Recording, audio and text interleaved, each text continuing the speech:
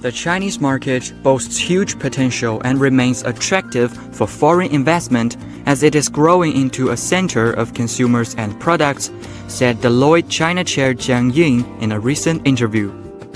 If you look at just the recent few years, green energy, green transformation, digital economy is huge for China.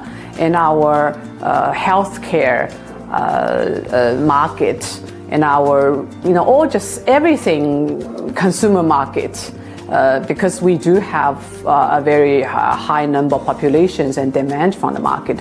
And I can see all the foreign investment are investing mostly all those areas, not only in the manufacturing side, but also for a lot of the service sectors. I think this is also indicating that the foreign investment has been, sort of transitioning from initially, if you look back around 20 years ago, they're coming to China and leveraging our advantages for China to become really a factory, right, a manufacturing site.